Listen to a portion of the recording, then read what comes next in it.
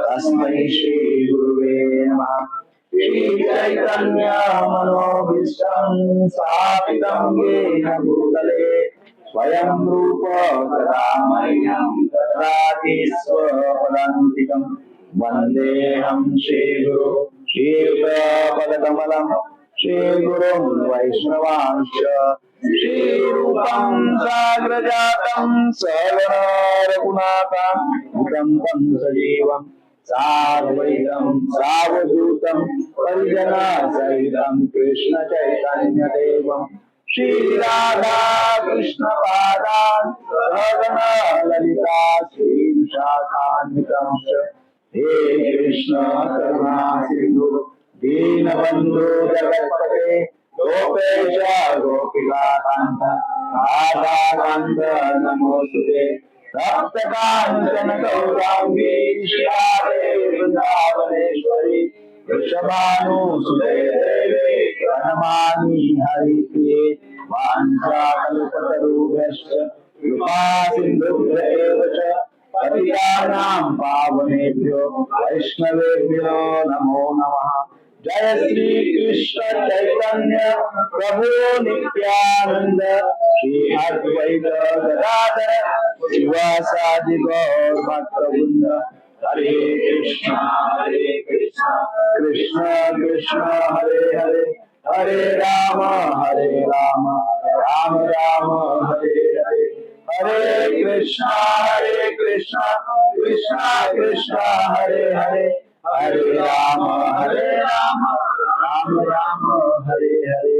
हरे कृष्ण कृष्ण कृष्ण हरे हरे हरे राम राम राम हरे हरे। श्रील प्रभुपाद की जय। ये चालू है कि बंद है समझ में नहीं आता। So, आज आप सभी का बहुत बहुत स्वागत है जगन्नाथ बलदेव सुभद्रा मैया के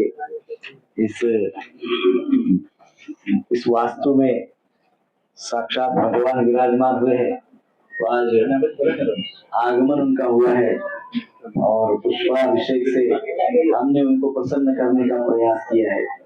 साथ ही कीर्तन प्रवचन इससे अभी हाँ बाद में हरे कृष्ण कृष्ण कृष्ण हरे हरे हरे राम राम राम हरे हरे। तो हमने पूर्व में भागवतम कहाँ छोड़ा था, इसको याद है? एक श्लोक 8वां श्लोक हुआ था। यस, श्लोक संख्या 1 से 8 प्रथम स्कंद प्रथम अध्याय और प्रथम श्लोक से तो 8वें श्लोक तक हमने पूर्ण किया है। पिछले सत्र में हमने देखा है कि किस प्रकार से साधुगण एकत्रित हुए हैं और साधुगण एकत्रित होकर प्रवक्ता जो है सूत गोस्वामी किस प्रकार से सभी साधु उनको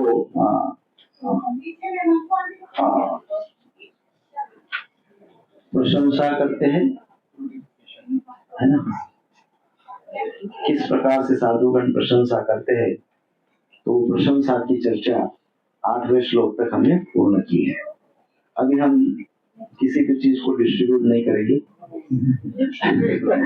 अभी जस्ट कथा होगी, है ना? हरे कृष्णा कृष्ण कृष्ण हरे हरे हरे राम राम हरे हरे। तो आज हम 9वें श्लोक से आगे शुरुआत करते हैं। अब प्रथम स्कंद के प्रथम अध्याय के 9वें श्लोक से जो शुरू हो रहा है वो क्या है? साधुओं के प्रश्न है ना? तो 9वें श्लोक से तो आगे हम कंटिन्यू करेंगे। लगभग 6 प्रश्न है, प्रयास करेंगे 6 कौन से प्रश्न है समझने का। यदि नहीं हुआ तो कम से कम 3 प्रश्न समझेंगे। श्लोक संख्या 14 तक 9 to 14, श्लोक संख्या 9 से 14 तक हम प्रयास करेंगे तीन प्रश्न साधुओं के हैं। जो प्रवक्ता है, कौन है प्रवक्ता? बोलने वाले कौन है? सुत गोस्वामी। उनको प्रश्न पूछते हैं। कौन से प्रश्न है? वेरी इंपॉर्टेंट प्रश्न, बहुत महत्वपूर्ण प्रश्न है। सो नौवां श्लोक सभी के पास भागवतम है? सभी के पास है? तत्र तत्र संशा तत्र तत्राशु आयुष्मन भवता यते निश्चितम पुंसामेकान्ततः श्रेयः तन्न संसेतुम् अर्हसि तत्र तत्रांगसायुष्मन् भवता यते निश्चितम् पुंसामेकान्ततः श्रेयः तन्न संसेतुम् अर्हसि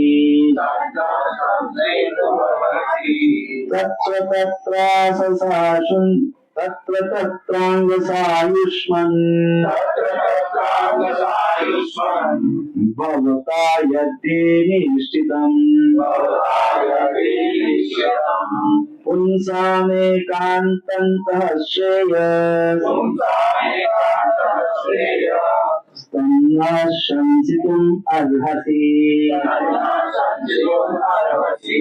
अनुवाद और तात्पर्य श्रील प्रभुपाद जी के द्वारा। श्रील प्रभुपाद की अतएव दीर्घायु का आशीर्वाद प्राप्त होने के कारण आप सरलता से समझ में आने वाली विधि से हमें समझाइए कि आपने जन साधारण के समग्र एवं परम कल्याण के लिए क्या निश्चय किया है। तो तात्पर्य पढ़िए। कौन पढ़ेंगे? In Bhagavad Gita, worship of the Acharyas recommended.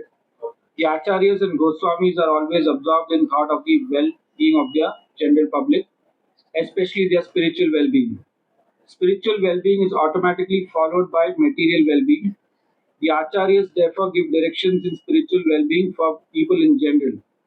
Foreseeing the incompetencies of the people in this age of Kali or the iron age of coral, the sages requested that Suta Goswami give a summary of all revealed scriptures because the people of this age are condemned in every respect. The sages therefore inquired of the absolute good, which is the ultimate good for the people. The condemned state of affairs of the people of this age is described as follows. ओम ज्ञानतिमिरान्धस्य ज्ञानाञ्जनशलाकया चक्षुरुन्मिलितं येन तस्मै श्रीगुरुवे नमः। श्रीचैतन्यमनोभीष्टं स्थापितं येन भूतले स्वयं रूपा वदामह्यं ददाति स्वपदान्तिकं। वन्देऽहं श्रीगुरु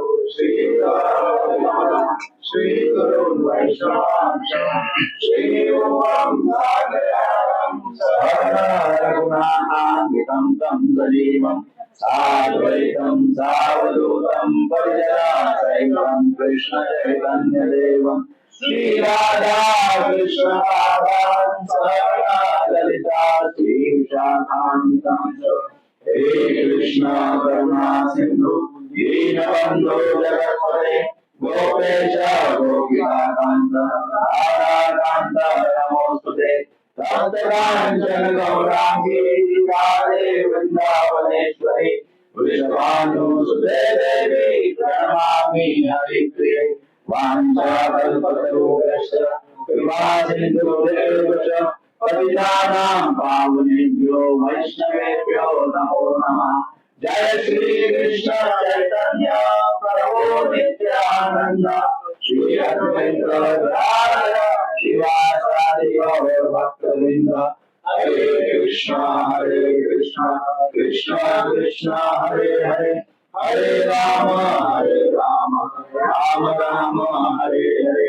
हरे कृष्ण कृष्ण कृष्ण हरे हरे हरे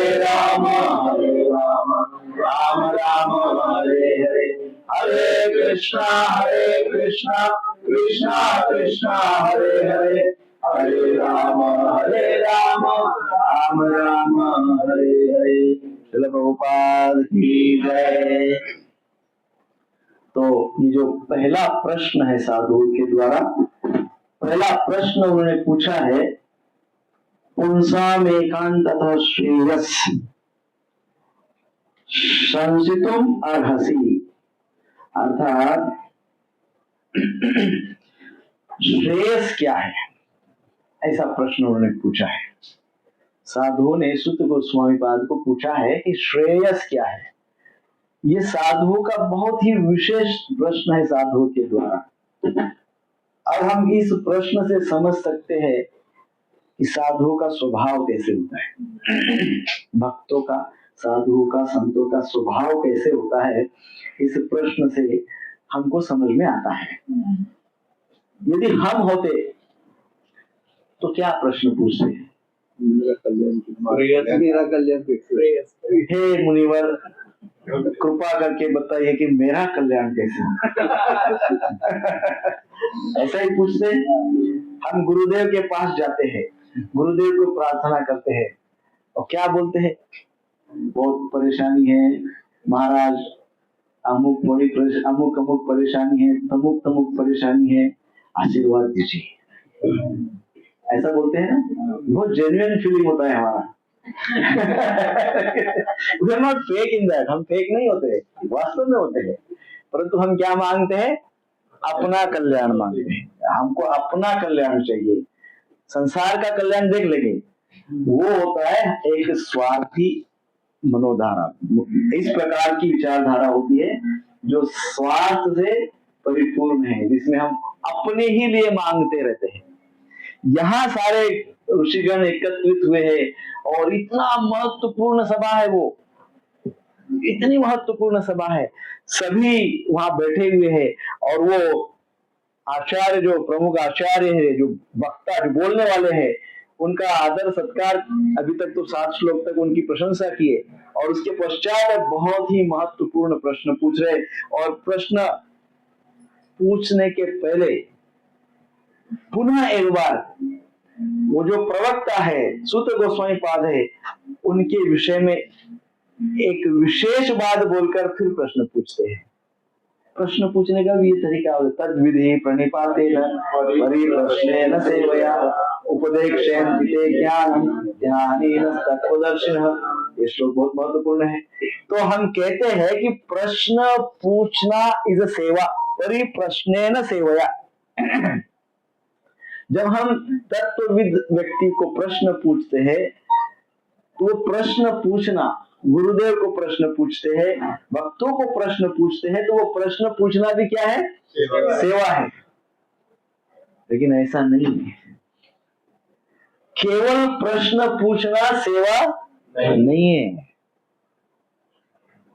जब प्रश्न पूछते हैं और जब उत्तर मिलता है तो उत्तर को जब आचरण में लाते हैं तब वो सेवा होती है। नहीं तो केवल प्रश्न पूछना तो क्या है? इंद्रिय तृप्ति है। दैट इज ओनली इंद्रिय तृप्ति। ओनली प्रश्न पूछ रहे। कभी कई लोग तो ज्ञान चेक करने के लिए प्रश्न पूछते हैं बोलने वाले का। कई बार व्यक्ति ऐसे ही प्रश्न पूछ लेता है, अभी कोई नहीं पूछ रहा तो मैं पूछ लेता हूँ, तो इस प्रकार से प्रश्न पूछते हैं। परंतु उसको सेवा तब बोली गई है, प्रश्न पूछ कर जब हम उसको सेवा तभी बोल सकते हैं जब हम उसको आचरण में लाएंगे। तो संत महात्मा क्या कहते हैं? उनको कहते अतएव तत्र तत्र आयुष्मान, अर्थात अतएव दीर्घायु का आशीर्वाद प्राप्त होने के कारण आप सरलता से समझ में आने वाली विधि से हमें समझेंगे। क्या बोल रहे हैं? सरलता से हमें समझने वाली विधि को बताइए, जो विधि हमको सरलता से इजीली समझ में आएगी, ऐसी विधि हमको बताइए, है कि नहीं? ऐसा अर्थात वो सीधी आज के मॉडर्न लैंग्वेज में बोला जाए तो सीधा वो बोल रहे कि आप जस्ट एक रील 1 मिनट का होता है ना, वो उतने में सब समझा दीजिए। है ना? अभी हम 3-3 घंटे का प्रवचन करते हैं, बैठ नहीं पाते लोग, बैठते हैं तो बड़े मुश्किल से बैठते हैं, बैठ भी गए तो बड़े मुश्किल से बैठते हैं, और उसके बाद कितना समझ में आता है इसकी भी कोई गारंटी नहीं है। तो साधुगण इतने विचारशील है, आप सोचिए 5000 वर्ष पूर्व ये जो प्रसंग बताया जा रहा है 5000 वर्ष पूर्व है। 5000 वर्ष पूर्व साधुओं को तब लगा कि 5000 वर्ष के सन 2025 में बोरीवली में बैठ के लोग चर्चा करेंगे इसके ऊपर। तो बोरीवली में बैठकर क्या चर्चा करेंगे, पता नहीं उनको क्या समझ में आएगा, क्या नहीं समझ में आएगा, क्या मानसिकता होगी। तो साधुगण हमारा विचार तब किए, कब किए? 5000 वर्ष पूर्व साधुगण हमारा विचार किए। सुत गोस्वामी को कहे कि आप तो बड़े एक्सपीरियंस्ड हैं, बस आपसे रिक्वेस्ट है कि सरलता वाली बात बताइए जो हमको समझ में आए। अर्थात क्या, हमको आज समझ में आए ऐसी बात बताइए, ऐसे तब बोले साधुगण, है ना। अतः दीर्घायु का आशीर्वाद प्राप्त होने के कारण आप सरलता से समझ में आने वाली विधि से हमें समझाइए। अब क्या समझाइए, क्या समझाइए? अब ये प्रश्न पूछते हैं। अब क्या प्रश्न पूछते हैं? प्रश्न पूछते हैं कि श्रेयस क्या है। श्रेयस का अर्थ क्या है? परम कल्याणकारी क्या है? मनुष्य के लिए परम कल्याणकारी क्या बात हो सकती है, क्या हो सकता है? हे ऋषिवर, आप ही ये बता सकते हैं, क्योंकि आप दीर्घायुषी हैं। आपने तो परंपरा में इस ज्ञान को प्राप्त किया, आपके गुरुदेव के संपर्क में आप थे। This is very important thing. क्यों उनसे पूछा, समझने का प्रयास कर रहे सारे साधुगण सुत गोस्वामी से? क्योंकि सुत गोस्वामी ने किनसे सुना था? सुखदेव गोस्वामी से सुना था। What is more important? The important thing is सुत गोस्वामी ने अपने गुरुदेव से पूरा ज्ञान लिया था, और इसलिए साधुगण उनसे सुनना चाहते हैं। वो सुनना चाहते कि आपने आपके गुरुदेव से इतना ज्ञान लिया, हमको थोड़ा बताइए। इसलिए पहला शब्द जो कहा गया दीर्घायुष, अतः दीर्घायुष और दीर्घायु का आशीर्वाद प्राप्त होने के कारण आपको दीर्घायु का आशीर्वाद प्राप्त है, और अनंत काल से, उस काल से आप अपने गुरुदेव के सानिध्य में रहकर आपने अपने गुरुदेव से ज्ञान अर्जित किया है। जो आपने ज्ञान अर्जित किया है वो तो अथाह है ना। सुखदेव गोस्वामी से सुत गोस्वामी ने जो ज्ञान प्राप्त किया है वो तो बहुत है, ये ऋषि मुनि जानते हैं, परंतु वो कह रहे हैं कि सरलता से थोड़ा हमको बताइए उसमें। तो महत्वपूर्ण एक और बात यहाँ पे पता चलती है, कौन सी? कि ज्ञान किससे कैसे लेना चाहिए? परंपरा से लेना चाहिए। और जिस व्यक्ति ने अपने गुरु से ज्ञान लिया है उसी व्यक्ति से बड़े आदर पूर्वक ज्ञान लेना चाहिए। ये पहली बात इस श्लोक में समझ में आती है। प्रश्न अभी इनका ये है कि समस्त संसार के लिए परम कल्याणकारी क्या है, वो अभी आप समझाइए। क्यों ऐसे प्रश्न पूछा? कि ऋषियों को ये भी पता था उस समय कि आने वाले युगों में अपना कल्याण किसमें, यही जीवों को नहीं समझ में आएगा, श्रेय समझ में नहीं आएगा, क्योंकि प्रेय के चक्कर में पड़े रहेंगे। किसके पीछे अपना सारा जीवन बिता देंगे? प्रेय के पीछे अपना सारा जीवन बिता देंगे, श्रेय का विचार नहीं करेंगे। प्रेय अर्थात क्या? हमने सादी भाषा में बताया था, प्रेय मीन्स शॉर्ट टर्म गेन, श्रेय मीन्स लॉन्ग टर्म गेन। क्या चाहिए? शॉर्ट टर्म गेन चाहिए कि लॉन्ग टर्म गेन चाहिए? लॉन्ग टर्म गेन चाहिए ना, है कि नहीं? जीवन भर हमको कुछ लाभ होता रहे, ऐसा कुछ कार्यकलाप करे कि पूरे जीवन भर लाभ होता रहे, न केवल इस जीवन भर, जन्म जन्मांतर तक उसका हमको लाभ मिलता रहे, ऐसा फिक्स डिपॉजिट कर देते। तो वो फिक्स डिपॉजिट क्या है? श्रेय। श्रेय कर्म इसलिए कहा गया उसको यहाँ पे इस श्लोक में परम कल्याणकारी। तो साधुगण पूछते हैं कि आप हमें सरलता से बताइए कि संसार के प्रत्येक जीव के लिए परम कल्याणकारी क्या बात है, क्या ऐसा करे जिससे कल्याण हो जाएगा सारा समाज के। अकेले के लिए नहीं पूछ रहे, है ना, सारे समाज के लिए। और वो भी कह रहे कि सरलता से बताइए। ऐसा क्यों कहा होगा, सरलता से बताइए। वाई सिंपली, हाँ उसका ऐसा इसलिए वो क्यों ऐसा बोलते, सरलता से बताइए, वो उसका कारण आगे है। उसका कारण आगे है कि वो क्यों बोल रहे सरलता से बताइए, है ना? आगे के श्लोक में आएगा। सो नेक्स्ट श्लोक है प्रायणाल्पयुष सभ्य कलावस्मिन् युगे जना मंदासु मंदमतयो मंद भाग्यारुपद्रुता प्रायेणाल्पायुष सभ्य कालावस्मिन् युगे जना मंदासु मंदमतयो मंद भाग्यारुपद्रुता। हे विद्वान, कली के इस लोभ युग में मनुष्यों की आयु कम है। वे झगड़ालू, आलसी, पथभ्रष्ट, अभागे होते हैं तथा साथ ही साथ सदैव विचलित रहते हैं। अब समझिए क्यों उन्होंने पहले श्लोक में बोला सरलता वाली बात बताइए, सादी सीधी बात बताइए। क्यों? क्योंकि हमारे पास ये सारे गुण हैं।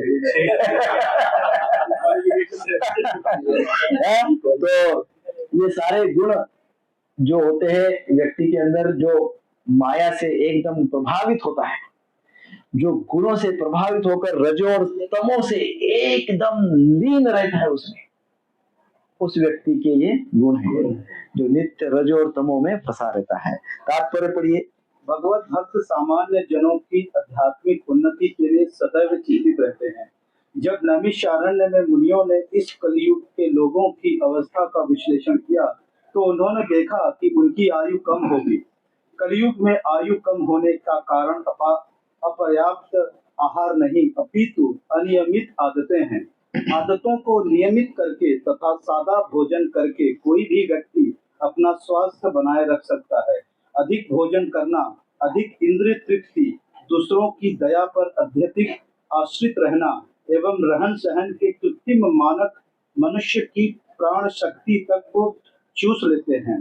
फलस्वरूप जीवन की अवधि घट जाती है। नेक्स्ट, इस युग के लोग न केवल भौतिक दृष्टि से अपितु आत्म साक्षात्कार के मामले में भी अत्यंत आलसी है।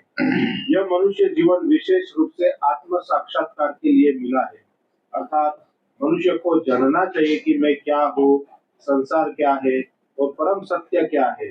मनुष्य जीवन वह साधन है जिससे क्यों सिंपल सरल भाषा में उन्होंने पूछा कि ऋषियों ने पूछा कि सरल भाषा में आप बताइए कि परम कल्याणकारी क्या योजना क्या है मनुष्य के लिए, परम कल्याणकारी ऐसी कौन सी बात है कलयुग में कि जो उनको प्राप्त होगी। तो इस श्लोक में बताया गया है कि इसलिए सरल सिंपल बात पूछी गई है क्योंकि ये जो इस श्लोक में बताया गया है प्रायेण अल्पयुषः सभ्य कालावस्मिन् युगे जनः, यहाँ एक तो पहला प्रॉब्लम क्या है, अल्पायुषी है, आयुष्य बहुत कम है, बहुत कम आयुष्य है। हम 100 साल बोलते, आयुष्य जब बोला जाता है तो आयुष्य अर्थात दीर्घायुष्य, और दीर्घायुष्य कहा जाता है कम से कम कलयुग में 100 वर्ष, और 100 कैसे वर्ष, क्वालिटी लाइफ।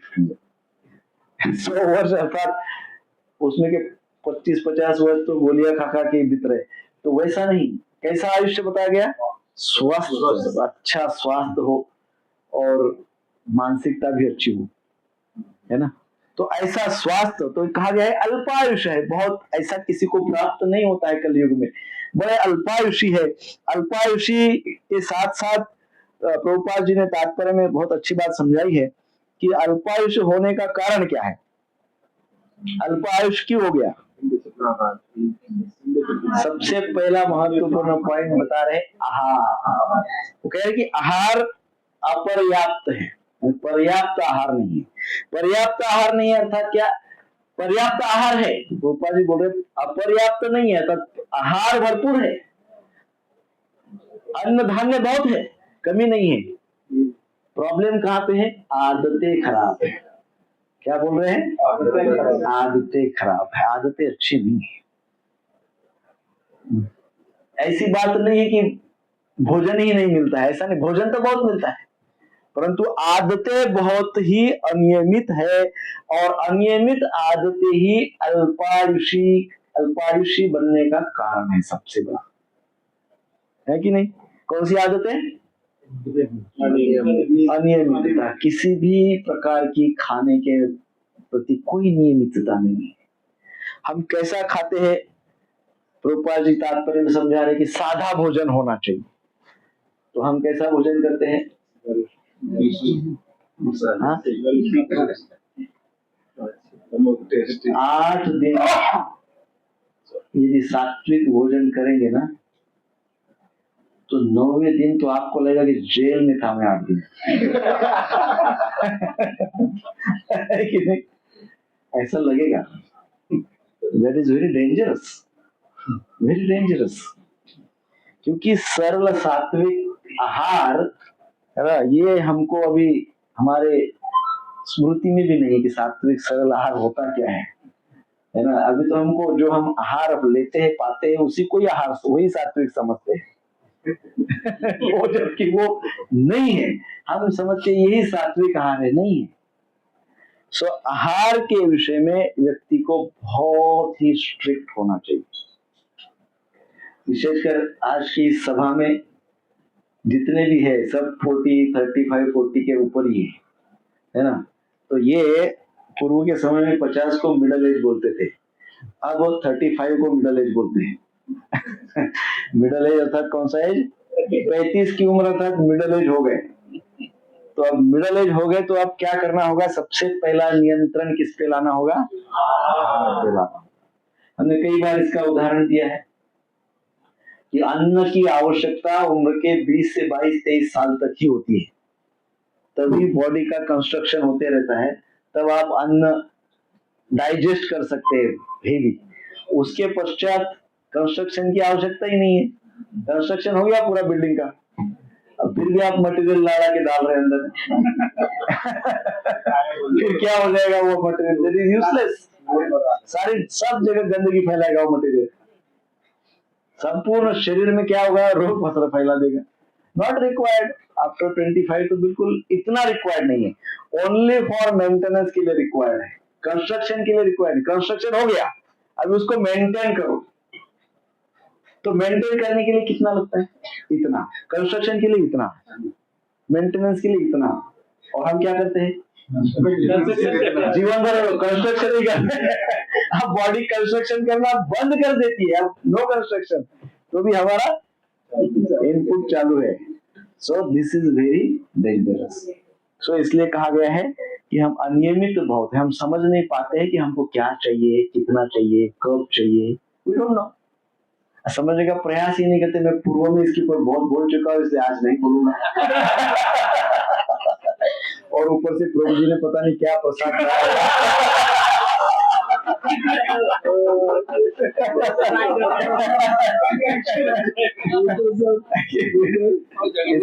हमने जगन्नाथ जी की बात अलग भगवान। तो हमने बोला था कि पेट के लिए खाइए, और किसके लिए मत खाइए? जीवा के लिए मत खाइए। जीवा के भी, जीवा पूरी में टिप ऑफ द टंग, और टिप भी कितना है? 1-1.5 सेंटीमीटर होगा, इतना टिप है जहाँ टेस्ट है। उसके लिए प्रत्येक मनुष्य हैरान है। वो इतनी सी टिप हमको दौड़ा रही है पूरा जीवन भर, नहीं दौड़ा रही है, क्योंकि ये पेट रूपी जो खड्डा है ना, ये जीभ का जो टिप है उसके कारण भरता ही है। वो टिप के कारण, वो टिप मिस हो जाए तो पेट रूपी खड्डा है ना बहुत तुरंत भर जाता है, संतुष्टि आ जाती है, एकदम संतुष्टि आ जाएगी। क्यों? क्योंकि वो टिप ऑफ द टंग है ना, दैट इज नॉट रिक्वायर्ड, वो नहीं है। उसको यदि हम उससे प्रभावित नहीं होते हैं तो पेट आसानी से संतुष्ट हो जाता है, परंतु उस टीप के चक्कर में आ जाते हैं, वो पेट संतुष्ट नहीं होता है। इसलिए हमारे वैदिक शास्त्र क्या कहते हैं, ये क्या है, उदर भरण नोहे जानिजे यज्ञ कर्म। इसको क्यों यज्ञ कर्म बोला गया है? भोजन इज इक्वल टू यज्ञ कर्म, केवल उदर भरण नहीं, यज्ञ कर्म क्यों बोला गया है? क्योंकि वो जठराग्नि को शांत करता है, संतुष्टि प्रदान करता है और हमारे जीवन को निरोगी रखता है। अब कलयुग में क्या है, एग्जैक्टली उल्टा है। उसी से सारे रोग होते हैं, उसी से सारी चिंताएं आती है, उसी से सारे फ्रस्ट्रेशन है। सो ये देखो, ये जो मुनिगण है, ये जो ऋषि मुनि है सब, जब उनको प्रश्न पूछ रहे थे तो उनको कैसे पता होगा कि कलयुग का व्यक्ति भोजन पे बिल्कुल ही, आप सोचिए हमारा शास्त्र देखिए कितनी दूरदृष्टि है। आप सोचिए शास्त्र में और साधुओं के पास, उस समय उनको लगा कि ये लोग आगे जाके पिज्जा पास्ता खाएंगे तो अभी उन्होंने बोल दिया, तब बोल दिया उन्होंने। सोचो कितना हमारा शास्त्र की और ऋषि मुनियों की, साधुओं की, संतों की, भक्तों की विजन देखो आप उनकी। सो हमको उनका ये फॉलो करना चाहिए ना बात, इन बात को हमको फॉलो करते आना चाहिए, है कि नहीं? कुछ बोल रहे थे आप? मुझे अभी पीएचडी कोर्स लास्ट डे भक्ति विवेक भागवत महाराज आए थे, उन्होंने बोला कि you can taste a Vaishnav by chanting and eating. Yes. He said, if you are eating outside, they are not Vaishnava. Yes. Not chanting it, then tell you not. Not Vaishnava. Yes. Chanting and eating दो ही तो काम है जीवा के, लेकिन eating भी कैसा यहाँ पे कहा गया है, प्रसाद तो है, कई लोग प्रसाद है तो खूब, तो प्रसाद है तो यहाँ तक थोड़ी ना खाना है ना। प्रसाद खाने का भी हमारे पास क्वालिफिकेशन होना चाहिए ना, कितना खाना है उसका भी क्वालिफिकेशन हमारे पास होता है कि हम कितना। तो अपने प्रकृति के अनुसार सरल भोजन करना चाहिए, समय पे भोजन करना चाहिए और सादा भोजन करना चाहिए। आज तो सब वेस्ट हो गया, सरल सादा ऐसा मुझे लगता नहीं। प्रभु जी, आज मैं इस श्लोक पे चर्चा कर रहा हूँ, इस श्लोक पे चर्चा करने वाले बड़े महानुभाव पूर्व में होके गए, क्या फर्क पड़ा है? ये तो हमारी सीरियस लेने की बात है, हम लेते नहीं बात अलग है, परंतु लेना चाहिए, है ना, लेना चाहिए। दूसरा क्या बात बताया, अल्पायुषी है। फिर सभ्य कला वस्मिन युगे जना, कलयुग के लोग प्रायण अल्पायुष है, प्राय अल्पायुषी होते हैं क्योंकि उनका भोजन ठीक नहीं है। मंद, अब फिर कहा गया है कैसे है, मंद अर्थात आलसी है। आलसी है, आपको लगता है आलसी? कितना दौड़ते हैं प्रभु जी, दिन रात काम करते हैं, सुबह उठते से निकलते काम पे, काम करते रहते हैं, रात को सोने तक काम करते हैं, आलसी है।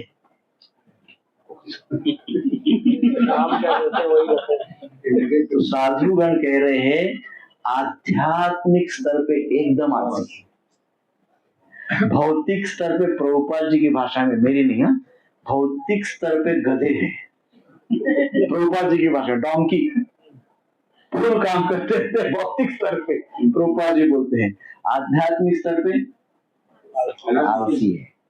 भौतिक स्तर पे भी गए, आध्यात्मिक स्तर पे भी गए। भौतिक स्तर पे डोंकी के जैसा काम करते हैं और आध्यात्मिक स्तर पे आलसी है, वेरी लेजी है। तो आत्म साक्षात्कार के प्रति, भगवान की भक्ति में, भगवान की सेवा में हम आलस्य को प्रकट करते हैं, और आलस्य मनुष्य का बहुत बड़ा शत्रु है, बहुत बड़ा शत्रु है। आलस्य मनुष्य का बहुत बड़ा शत्रु है, आध्यात्मिक स्तर का आलस्य। आध्यात्मिक स्तर का आलस्य व्यक्ति को क्या करता है, धीरे धीरे धीरे धीरे डिग्रेड करते जाता है, जो वो एक स्तर पे एकदम डिग्रेडिंग लाइफ हो जाता है उसका, एकदम फुल ऑफ पतित जीवन जिसको कहते हैं, उसको कुछ फर्क ही नहीं पड़ेगा फिर, क्योंकि जब उसने आध्यात्मिकता में एकदम जो तत्परता उत्साह दिखाना चाहिए था, उस समय उसने क्या किया, आध्यात्मिक स्तर पे आलस दिखाया, डिग्रेड होते गया। डिग्रेडेशन जब होता है पता नहीं चलता है, जब होता है तब पता नहीं चलता है, धीरे धीरे धीरे धीरे एकदम अचानक पता चलता है। और हमने इसके पूर्व में भी चर्चा की, प्रभुपाद जी ने क्यों हमको 4 नियम और 16 माला जब कंपल्सरी बोला, क्यों, कि कम से कम इतने तो स्तर पे बचे रहे कि अपने मनुष्य जीवन को पूरी तरह भ्रष्ट न कर देते। तो दैट इज मिनिमम रिक्वायरमेंट। ऐसा ना समझे हम तो 4 नियम का पालन करते हैं और 16 माला करते हैं तो हमको लगता है कि हमारे जैसा तपस्वी संसार में कोई नहीं, बाकी संसार के सारे फेल, हम दी बेस्ट, क्योंकि हम 4 नियम का पालन 16 माला जब वी आर दी बेस्ट, ऐसा सोचते हैं। परंतु प्रभुपाद जी कहते that is minimum requirement which can save us from degradation. ये मिनिमम रिक्वायरमेंट जो है ना, इससे हम अपने आप को डिग्रेड होने से बचा सकते हैं, पतन होने से हम बचा सकते हैं अपने आप। बस उतने ही काम, उतने स्तर का, आगे तो आपको बहुत करना है। भगवान के नाम का जप करना है, श्रवण करना है, एकादशी का व्रत करना है, धामवास करना है, भक्तों का संग करना है, इसके आगे कितना करना है। श्रवणम कीर्तनम विष्णु स्मरणम पाद सेवनम अर्चनम वंदनम दास्यम साख्यम आत्मनिवेदनम, नवदा भक्ति करना है आगे। ये तो केवल इतने स्तर के लिए बोला गया है कि वहां आप अपना डिग्रेडेशन रोक सकते हैं, बस। तो हम कोई बहुत बड़े तपस्वी नहीं है, नहीं है। परंतु इतना ही करने के लिए हमको कष्ट होता है, इतना ही करने के लिए कष्ट होता है, तो इसको क्या कहते हैं, मंद है ये। आलसी हम हो जाते हैं, और हम जब आध्यात्मिक दृष्टि से आलसी हो जाते हैं तो प्रभु जी हमारे जीवन में संघर्ष और बढ़ेगा, संघर्ष बहुत, चैलेंजेस बहुत आएंगे, प्रतिकूलताएं बहुत होगी, क्योंकि हम आध्यात्मिक दृष्टि से आलसी है। आलसी व्यक्ति को क्या मिलता है, चैलेंजेस, प्रतिकूलता, टेंशन्स, चिंताएं निश्चित होगी। आध्यात्मिक स्तर पे आलसी होना अर्थात मनुष्य जीवन को वेस्ट करना है। और दूसरी बात तात्पर्य में प्रभुपाद जी बताते हैं कि आज हमारे पास जो एजुकेशन सिस्टम है वो भी हमको कुछ नहीं बताती है।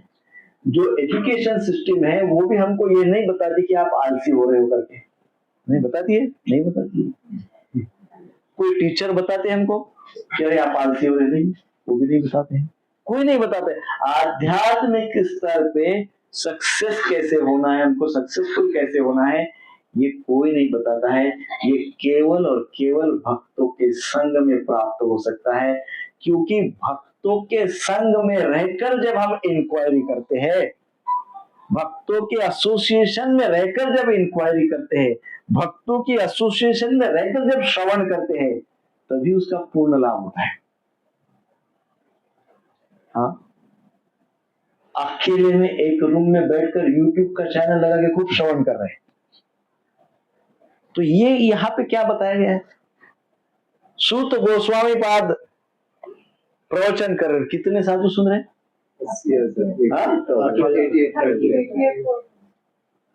वो भी सब अपने रूम में बैठ के, उस समय तो बिल्कुल योग शक्ति थी उनके पास, ध्यान लगाया कि सब समझ में आ जाता था।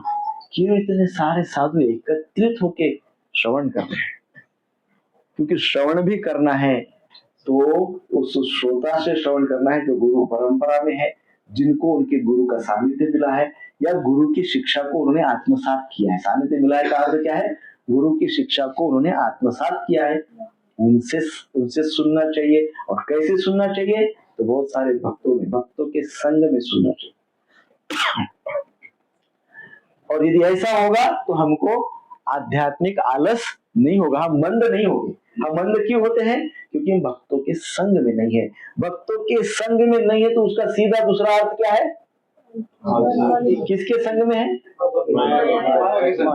यदि भक्तों के संग में नहीं है तो वो बोलने की बात ही नहीं, इमीडिएटली नेक्स्ट मोमेंट व्यक्ति माया के संग में रहता ही है बाय डिफॉल्ट। उसमें जाने की जरूरत नहीं, वो ऑटोमेटिक मिल जाता है ना।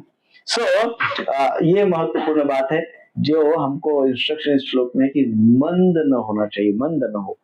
आध्यात्मिक स्तर पे आलसी न हो, भौतिक स्तर पे अपने आहार को युक्त आहार विहारस्य युक्त कर्मस्य चेष्टसु, है ना, युक्त स्वप्नावबोधस्य, भगवद गीता में बताया गया है ना कि हमको कैसे आहार भी युक्त होना चाहिए, विहार। दूसरे अध्याय में भी हमने सीखा भगवद गीता के, है ना, वो कहा गया समाधि से क्या स्थित प्रज्ञ व्यक्ति की व्याख्या की गई। स्थित प्रज्ञस्य का भाषा समाधिस्तस्य केशव।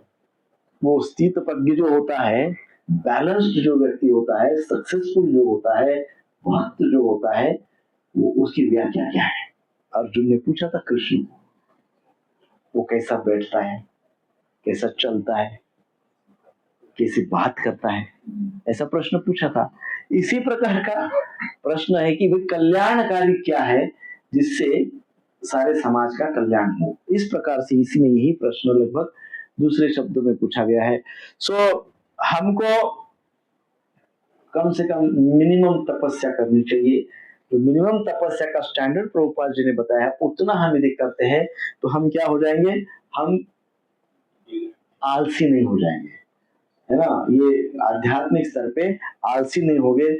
और यदि हम आलसी हो गए आध्यात्मिक स्तर पे तो हम पथभ्रष्ट हो जाते हैं। पथभ्रष्ट हो जाते हैं तो बहुत से लोग, प्रभुपाद जी बोलते हैं कि फिर बहुत से संसार में ऐसे लोग बैठे हैं जो हमको एक्सप्लॉइट ही करना चाहते हैं। तो एक्सप्लॉइट करने वाले की तो संख्या बहुत है। और हम यदि आध्यात्मिक स्तर पे अवेयर नहीं है तो हमको प्रकृति एक्सप्लॉइट करेगी, माया एक्सप्लॉइट करेगी, लोग एक्सप्लॉइट करेंगे, सारा सब समय एक्सप्लॉइट करेगा। हमारा जीवन पूरा एक्सप्लॉइटेशन में चला जाएगा, फ्रस्ट हो जाएगा। सो तो दूसरा शब्द क्या है? सुमंदमतयो, सुमंदमती। सुमंद अर्थात आलसी, सुमंदमतयो अर्थात बताया गया पथभ्रष्ट। सुमंद अर्थात कौन? पथभ्रष्ट। अब पथभ्रष्ट योगी कहा गया है। पथभ्रष्ट योगी कौन होते हैं?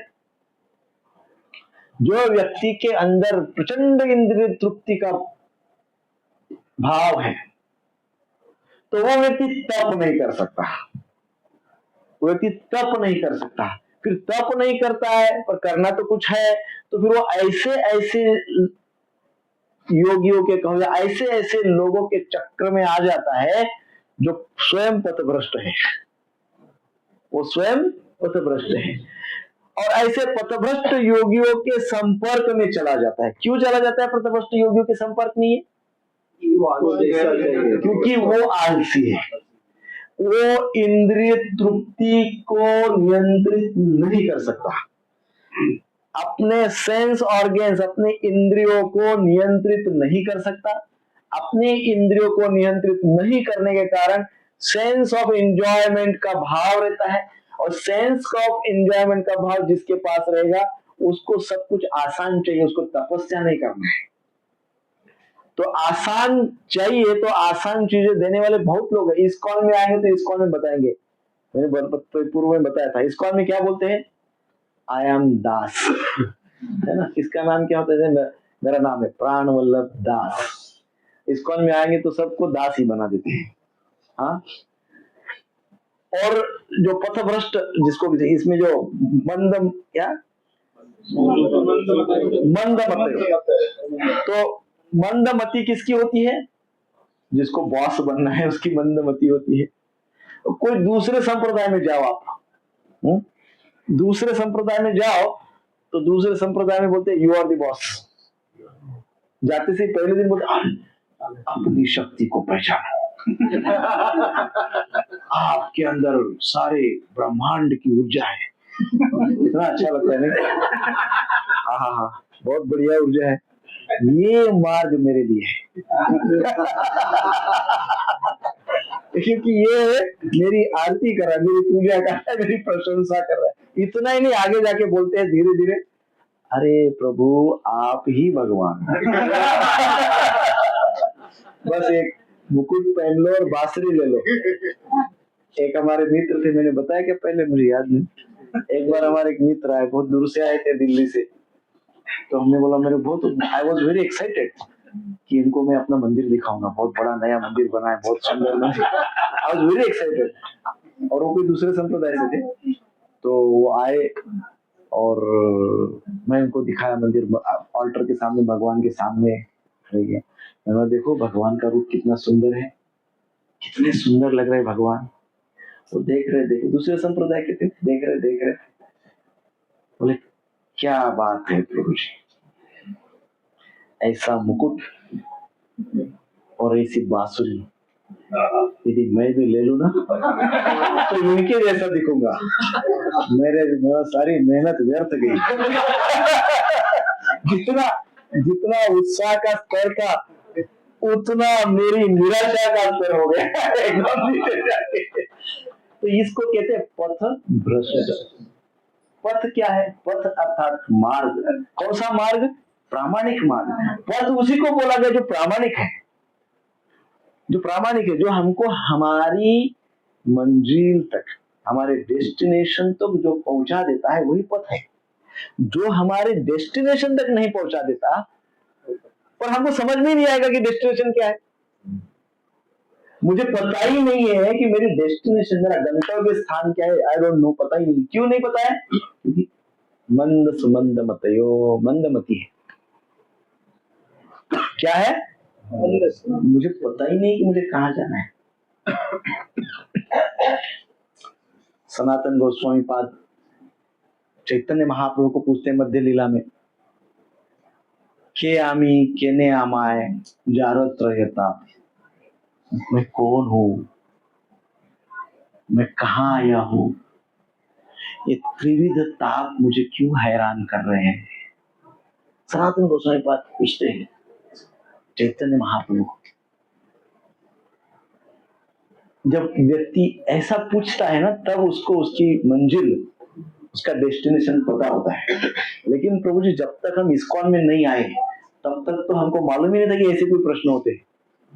मैं कौन हूँ, मुझे कहाँ जाना है, मेरे जीवन का उद्देश्य क्या है, संसार में दुख क्यों है ना, लोग दुखी क्यों होते हैं, मुझे दुख क्यों आता है, तो ये तो पता ही नहीं है। फिर पता क्या है? जैसा अभी मैंने कहा, मैं बॉस कैसे हो सकता हूँ, मैं सारे संसाधनों को जुटा कैसे सकता हूँ, फिर जुटा के उसका भोग कैसे ले सकता हूँ, बेस्ट टाइप का भोग कैसे कर सकता हूँ, तो ये सब सिखा है। इसको कहते हैं पथ भ्रष्ट। और एडवांस्ड पथ भ्रष्ट कौन होता है? एडवांस्ड पथ भ्रष्टता में एडवांस्ड कौन होता है? जो सिद्धिकामी, मुक्तिकामी होता है। मोस्ट पथभ्रष्ट मुक्तिकामी। वो क्या चाहता है? वो चाहता है कि मैं सारे इससे मुक्त हो जाके भगवान बन जाऊं, विलीन हो जाऊं, भगवान बन जाऊं। ये सबसे बड़ा पथभ्रष्ट है। क्योंकि वो क्या बनने का कोशिश करता है? भगवान बनने का, और भगवान में विलीन होने का कोशिश करता है। वो विलीन क्यों होना चाहता है?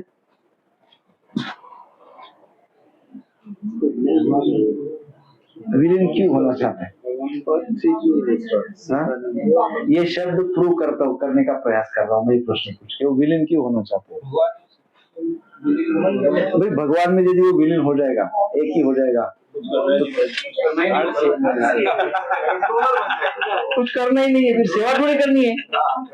अभी हमने जगन्नाथ जी की सेवा की, उनकी आरती की, उनको पुष्पाभिषेक किया, एक बार भोग, अभी दोबारा भोग लगेगा उनका, कितनी सेवा की। अब हम विलीन हो गए इनमें। विलीन हो गए तो कुछ करेंगे? क्या करेंगे?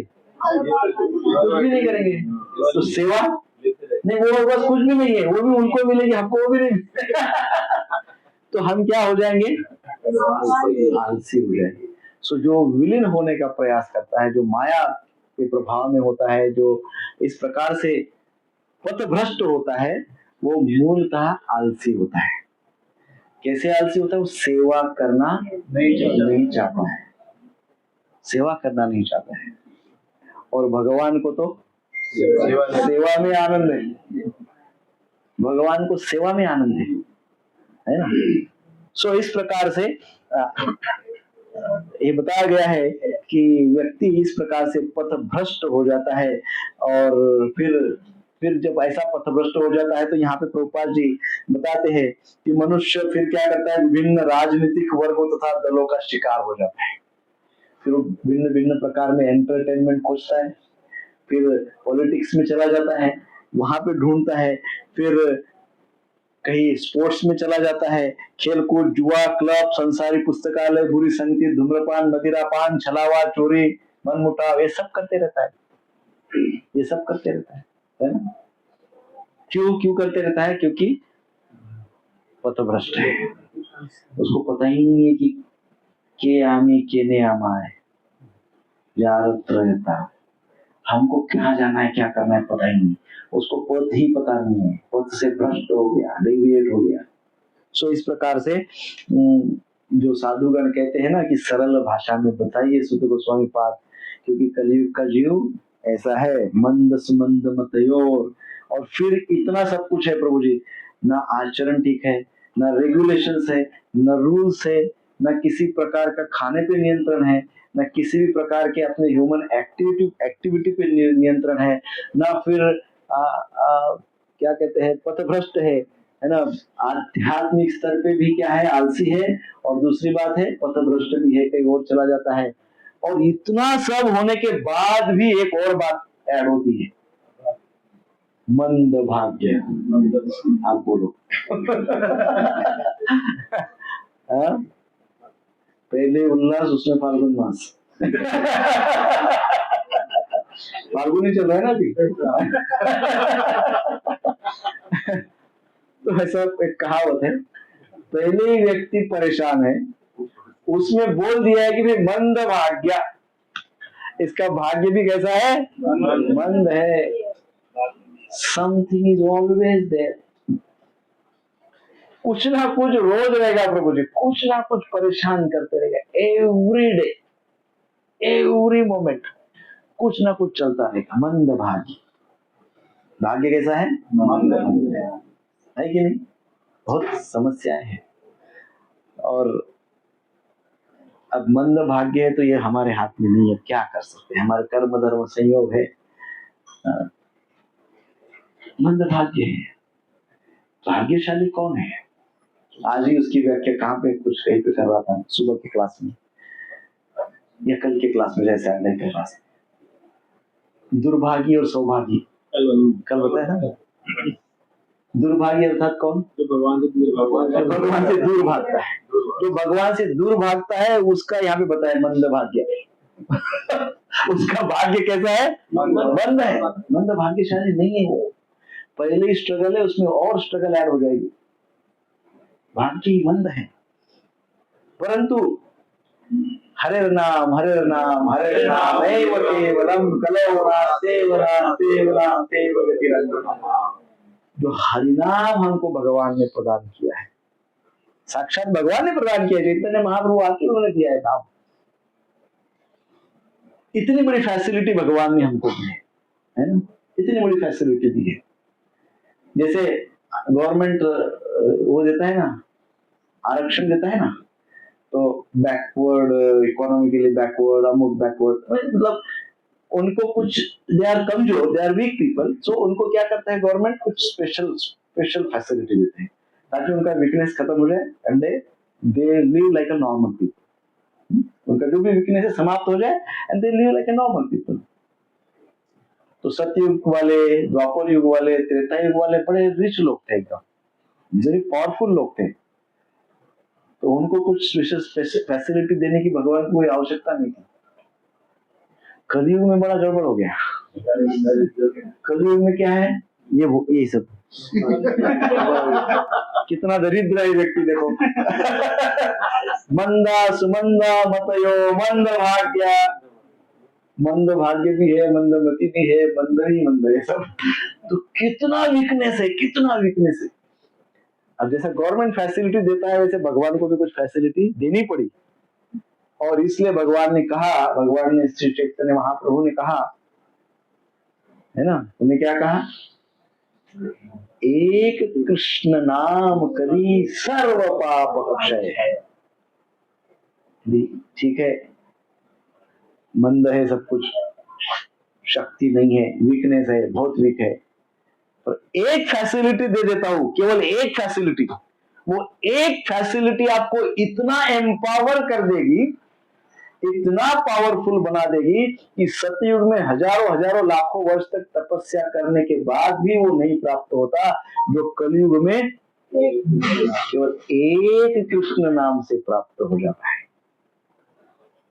ये कृपा हो गई हमारे ऊपर, कलयुग के जीव के ऊपर। सो ये मंद भाग्य तो है, परंतु यदि हम हरे कृष्णा कृष्णा कृष्णा हरे हरे, हरे राम राम राम हरे हरे, तो मंद भाग्य तो है, परंतु भगवान ने इंटरफियर किया और हमारे भाग्य को ऊंचा उठाने के लिए हमको भगवान का साक्षात नाम दे दिया। ये नाम का उच्चारण करो और अपने भाग्य को चमकाओ। अपने भाग्य को चमकाना चाहते हैं ना, अपने भाग्य को बिकम फॉर्चुनेट, फॉर्चुनेट बन जाओ, है ना, सुदैवी बन जाओ, सौभाग्यशाली बन जाओ, दुर्भाग्य मत बनो। केवल हरिनाम का उच्चारण करने से दुर्भाग्य दूर हो जाता है, सौभाग्य की प्राप्ति हो जाती है। सो फिर कहा गया है रूपद्रुतः, अर्थात एक और, इतना सब कुछ क्या कम था, एक और आ गया है रूपद्रुतः, अर्थात विचलित रहता है। अब बोलो, विचलित रहता है, हाँ? क्षिप्त विक्षिप्त एकाग्र, ऐसे मन की दशाएं है। क्षिप्त विक्षिप्त, क्षिप्त अर्थात वेगाबॉन्ड, क्षिप्त व्यक्ति अर्थात भटकते रहता है, भटकंती कम, पूरा टाइम घूमते रहता है, मतलब मन भटकते रहता है, भटकते रहता है, भटकते रहता है, क्षिप्त। विक्षिप्त, विक्षिप्त फोकस रहता है, परंतु विक्षिप्त ऐसा फोकस रहता है जिसका रूट कॉज पैशन, राजसिक गुण होता है ना। फोकस है, परंतु क्यों फोकस है, लॉटरी मिलेगी इसलिए फोकस है। क्यों फोकस है, क्योंकि इंद्रिय भोग मिलने वाला है इसलिए फोकस है। क्यों फोकस है, क्योंकि मटेरियल एंजॉयमेंट है इसलिए। उसको विक्षिप्त कहा गया है। क्षिप्त विक्षिप्त focus, but focus for what purpose, इंद्रिय भोग है ना। संसार में लोग बहुत फोकस होते हैं। टेररिस्ट लोग जब डिस्ट्रक्शन करते हैं तो वो कार्य में कितने फोकस होते हैं, वो फुल फोकस होते हैं। दे आर विक्षिप्त बिकॉज उसके पीछे what is the root cause, root cause is rajas and tamas. So that is different thing. विक्षिप्त, एकाग्र, हमको कैसा चाहिए, एकाग्रता चाहिए, हमारे पास कमिटमेंट होना चाहिए, हमारे पास फोकस्ड होना चाहिए, हमारे पास संकल्प होना चाहिए। बिना संकल्प के हम एकाग्र नहीं हो सकते, और एकाग्र नहीं होंगे तो क्या होंगे, विचलित होंगे, नित्य विचलित रहते हैं, है ना। जैसे अभी पूछा उस दिन, हम लोग प्राय क्लास में प्रश्न पूछते हैं कि भाई आध्यात्मिक जगत में, आध्यात्मिक जगत किसको प्राप्त करना है। ऐसे मान लो भगवान कृष्ण आपके सामने खड़े हो गए, आपके अभी जगन्नाथ जी आगे खड़े, जगन्नाथ जी ने प्रश्न पूछा आध्यात्मिक जगत किसको चाहिए, यूज करना है।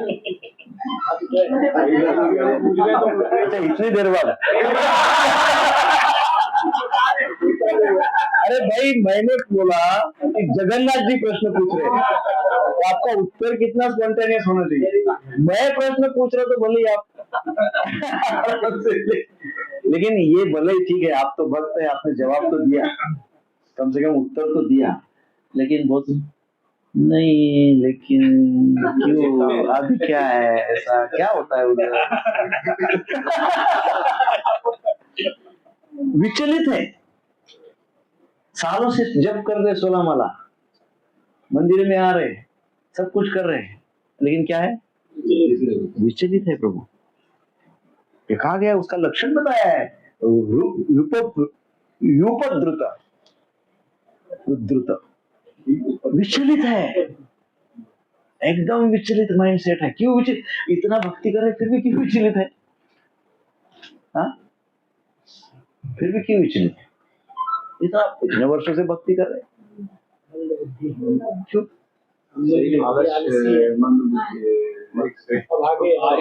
अरे तो भक्ति का क्या फिर रोल हो गया?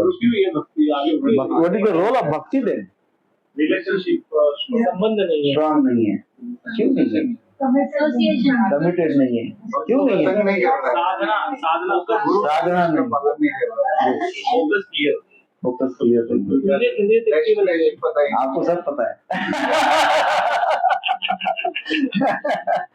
तो ये इसलिए हो रहा है क्योंकि हम जो भी भक्ति कर रहे हैं ना प्रभु जी, बहुत एक्सटर्नल स्तर की है, बहुत एक्सटर्नल स्तर की है, इंटरनली कनेक्ट नहीं हो रहे हैं। एक्सटर्नली तो आनंद आ रहा है ना?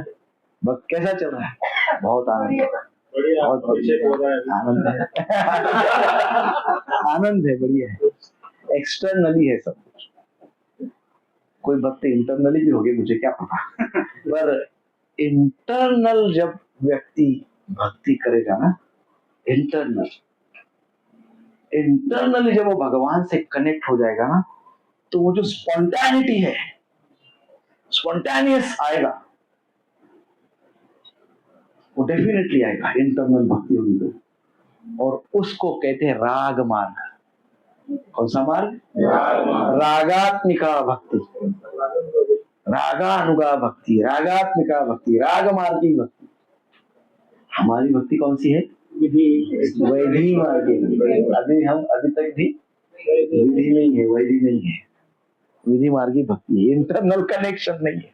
हमने पूर्व में कभी चर्चा किया था, externally detached and internally connected,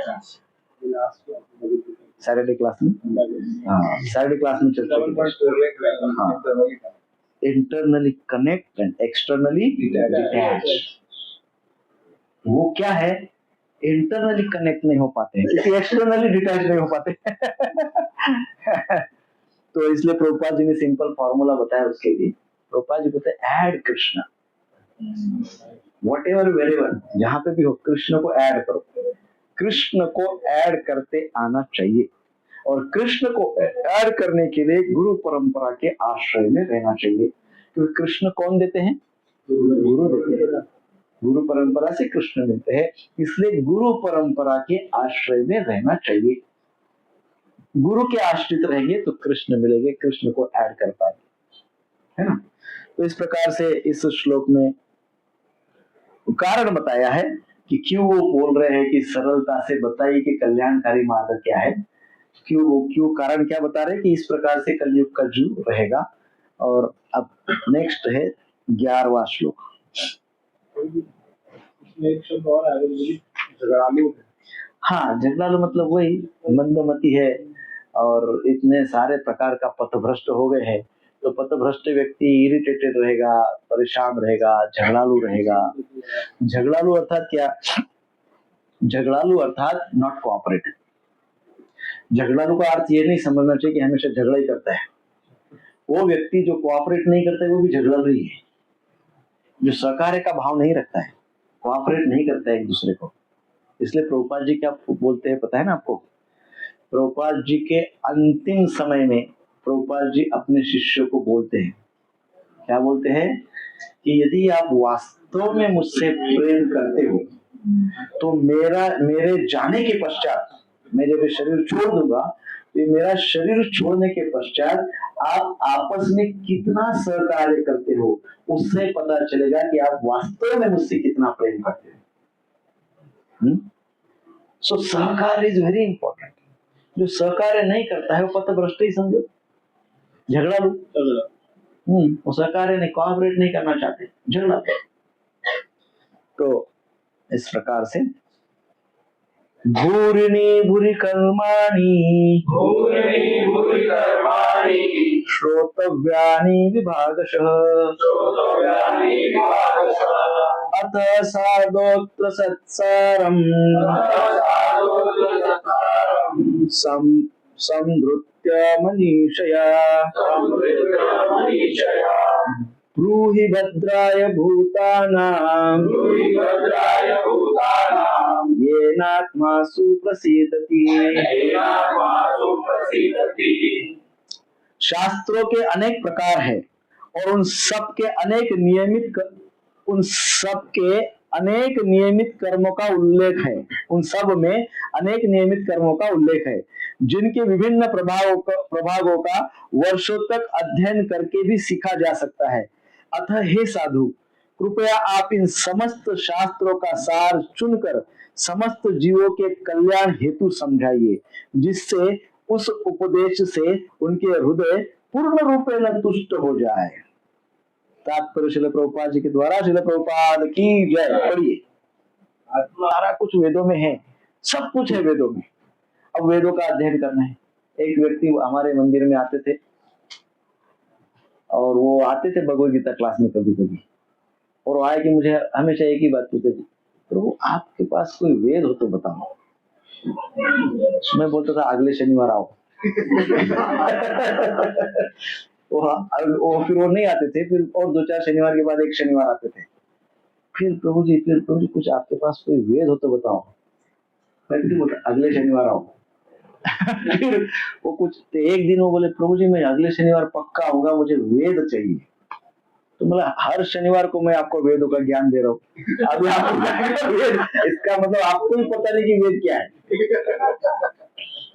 Bhagavad Gita वेदों का ही तो सार है। तो क्या होता है, वेद चाहिए, ये व्यक्ति को एक प्रकार का भ्रम है कि उसका कल्याण अनेकों प्रकार के भिन्न अनुष्ठान करते रहेगा और इंटरनली कनेक्ट नहीं होगा, और एक्सटर्नली दुनिया भर के अनुष्ठान करेगा, दुनिया भर के, उससे कोई लाभ होने वाला नहीं है। यही इस श्लोक में बता रहे हैं।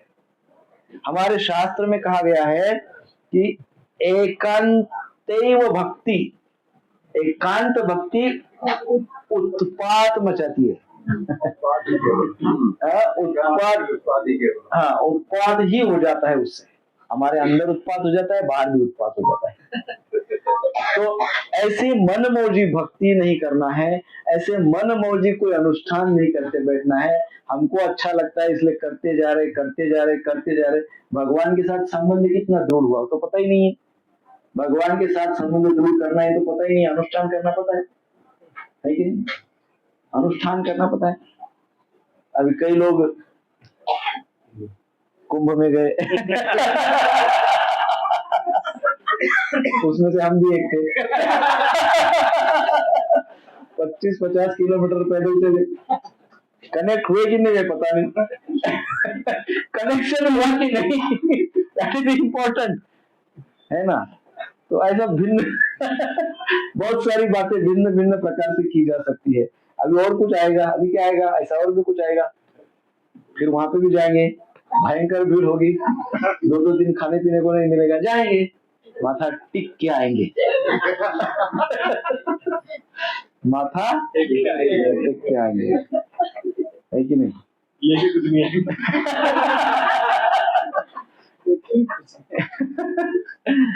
वो तो छोड़ के आना है वहां पे, सब छोड़ के, सारी डिजायर को छोड़ना है।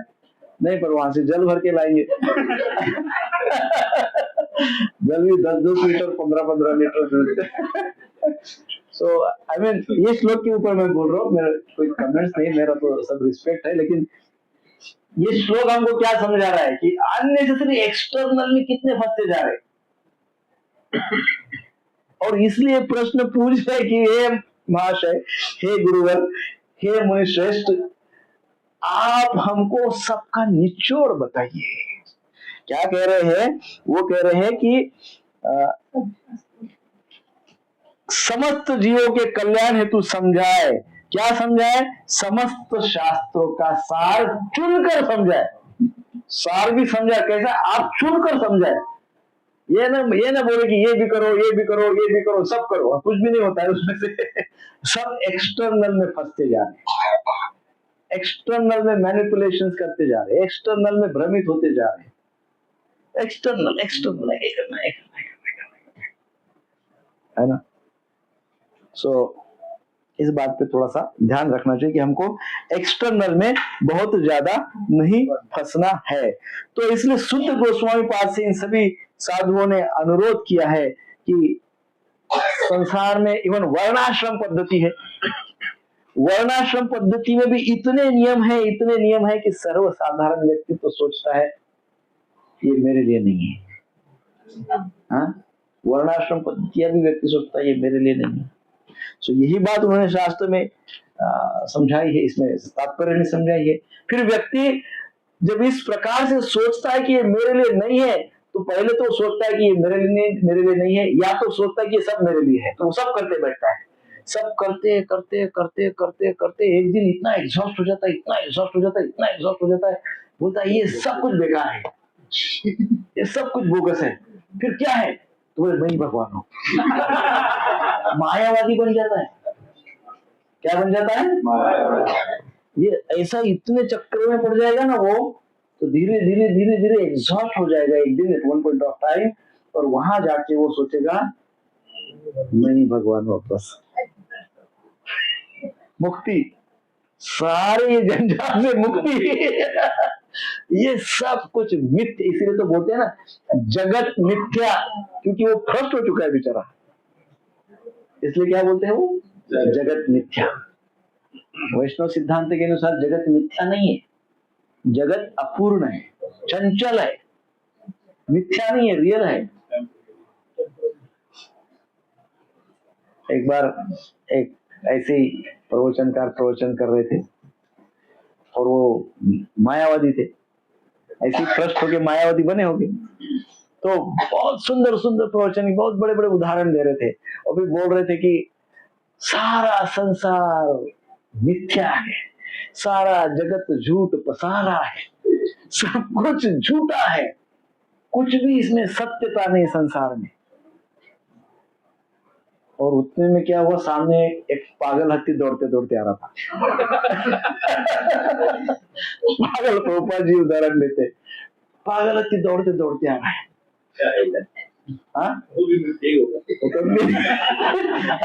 अब ये सारे लोग सोचेंगे अब ये क्या करेंगे। ये हाथी, पागल हाथी मिथ्या है कि सत्य है? कोई जगत मिथ्या है ना, झूठ पसारा है, तो झूठ पसारा है तो अब उसको झूठा मानो। अब झूठा भी नहीं मानते, सत्य भी नहीं मानते, क्या मानते हो फिर? कंफ्यूज हो। तो इसलिए यहाँ पे गोस्वामी, सुत गोस्वामी को सारे ऋषिगण पूछ रहे कि आप चुनकर बताइए, आप बताइए चुनकर, क्योंकि आप कौन हो? आपको गुरु का आश्रय प्राप्त हुआ है, आपने गुरुदेव से ज्ञान लिया है, आप दीर्घायुषु हो, आपने शास्त्र का अध्ययन किया है, आपको सब कुछ पता है। इसलिए आप चयन करके हमको बताइए कि शास्त्र का सार क्या है, कि सेंस बताइए, क्रैश कोर्स, पूरे संपूर्ण शास्त्र का सरल भाषा में सार हमको बताइए। अन्यथा क्या होगा? अन्यथा ये सारा कलयुग में आने वाला सारे जीव भ्रमित हो जाएंगे, भ्रष्ट हो जाएंगे, और अननेसेसरी अनेकों अनेकों प्रकार के अनेकों अनेकों विधियों के चक्कर में फंस जाएंगे, और उसके कभी वो बाहर नहीं आ पाएंगे। सो इसलिए हे मुनि श्रेष्ठ, हमको शास्त्र का सार बताइए। यह है प्रश्न 2।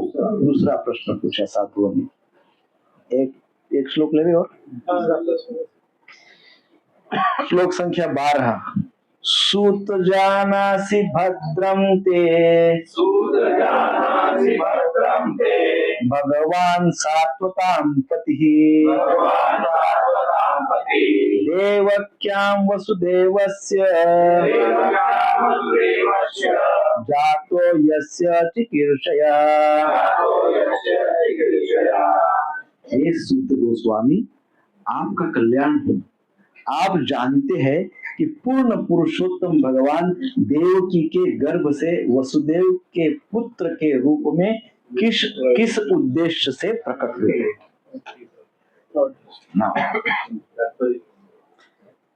नाउ क्या पूछा गया है, तात्पर्य पढ़िए। भगवान का अर्थ है 13वां भी पढ़ लेते हैं, कनेक्टेड है। तन्न सुषुमणानाम आरसे अंग अनुवर्णितुम यस्यावतारो भूतानां क्षेमाय च भवाय च। हे सुत गोस्वामी, हम श्री भगवान तथा उनके अवतारों के विषय में जानने हेतु उत्सुक हैं। कृपया हमें पूर्ववर्ती आचार्यों द्वारा दिए गए उपदेशों को बताइए, क्योंकि उनके वचनों का श्रवण तथा कीर्तन दोनों करने से ही मनुष्य की उन्नति होती है। तात्पर्य, The condition is forces help all men on the part of spiritual prayer. सो 12वें श्लोक में सूत गोस्वामी की पुनः प्रशंसा कर रहे हैं साधुगण। वो कहते हैं कि आप क्या है, हे सूत गोस्वामी, आपका कल्याण है ना। वो सूत गोस्वामी के लिए भगवान के पास प्रार्थना कर रहे हैं, आपका कल्याण हो। आप जानते हैं कि पूर्ण पुरुषोत्तम भगवान देवकी के गर्भ से वसुदेव के पुत्र के रूप में किस उद्देश्य से प्रकट हुए हैं। तो जो भगवान का प्राकट्य है, भगवान कहते हैं ना, जन्म कर्म च मे दिव्यम, अर्थात भगवान कह रहे कि मेरा जन्म और मेरे कर्म जो दिव्य है, ये जो जानता है वो क्या है, वो क्या है, वो मुझे प्राप्त कर लेता है, वो मेरा हो जाता है ना। तो इस प्रकार से भगवान कहते हैं कि जन्म कर्म। तो यहाँ सूत गोस्वामी को सब कह रहे हैं कि आप जानते हो कि भगवान का जन्म, भगवान देवकी के गर्भ में क्यों प्रकट हुए और उनका जन्म लेने का, उनका अवतार लेने का क्या उद्देश्य है, ये आप जानते हो। और उधर भगवान ने कहा है भगवद गीता में, जो ये जानता है वो मुझे प्रिय है, मुझे प्राप्त करता है, मुझे प्रिय है। तो इसका अर्थ क्या है, सूत गोस्वामी को भगवान प्राप्त है। इसका अर्थ क्या है, सूत गोस्वामी को भगवान प्राप्त है। तो इसलिए वो इस तात्पर्य में उसी बात को समझाया गया है। सो आप तात्पर्य फिर से एक बार पढ़ लेना। हम 13वां श्लोक की चर्चा करते हैं। सो अब भगवान जिसको प्राप्त है वही तो भगवान के विषय में बता पाएगा। तो इसलिए प्रश्न आया है तीसरा। कौन सा प्रश्न है ये? प्रश्न ये है कि हे सूत गोस्वामी पाद, क्योंकि आप भगवान के विषय में जानते हैं, भगवान वसुदेव देवकी के गर्भ में क्यों अवतरित हुए ये जानते हैं, आपको भगवान का उद्देश्य भी पता है, ये भी पता है। तो इसलिए हे सूत गोस्वामी, हम श्री भगवान तथा उनके अवतारों के विषय में जानने हेतु उत्सुक है। We want to know about Lord Krishna. We want to know the pastimes of Lord Krishna. हम भगवान कृष्ण के नित्य जो लीलाएं हैं उनको जानना चाहते हैं और आपसे जानना चाहते हैं। और क्यों आपसे जानना चाहते हैं? आपने परंपरा में ज्ञान प्राप्त किया है, आपने गुरु के आश्रित रहकर भगवान के विषय में समझ लिया है, और आपको वो भगवान का जन्म का, भगवान के अवतार का दिव्य उद्देश्य क्या है वो पता है। आपको सात्वताम कहा गया है, भगवान को, सॉरी, सूत्र गोस्वामी पाद को क्या कहा गया? कहा गया कि इस शुद्ध भक्तों के प्रति भगवान विशेष प्रेम करते हैं। तो तात्पर्य में प्रभुपाद जी क्या लिखते हैं? भगवान का अर्थ है सर्वशक्तिमान ईश्वर, जो समस्त ऐश्वर्य, शक्ति, यश, सौंदर्य, ज्ञान तथा वैराग्य के नियंता है। वे अपने शुद्ध भक्तों के रक्षक है। सात्वताम पति, शुद्ध भक्त कौन? सात्वताम अर्थात शुद्ध भक्त, और कृष्ण उनके कौन? पति अर्थात रक्षक है। तो सूत गोस्वामी पाद क्या है? सूत गोस्वामी पाद सात्वताम है और कृष्ण साक्षात उनके रक्षक है। यद्यपि ईश्वर सबके प्रति समभाव रखने वाले, तो भी वे अपने भक्तों पर विशेष कृपालु रहते हैं। मैं 12वां श्लोक पढ़ रहा हूं। सत्य का अर्थ है परम सत्य, जो परम सत्य के सेवक या दास है वे सात्वत कहलाते हैं।